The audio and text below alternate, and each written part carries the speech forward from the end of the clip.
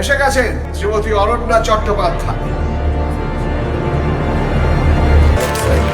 Side দেবেন, side দেবেন, side দেবেন।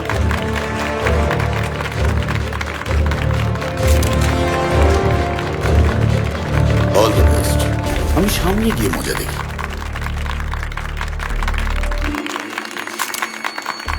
রাজীব যদি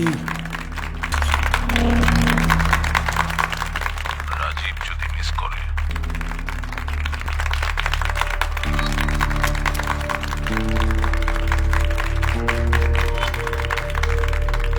নমস্কার। আজ 29তম বঙ্গ। প্রতিবারের মতো এবারেও আপনাদের কাছে পেয়ে খুব ভালো লাগছে।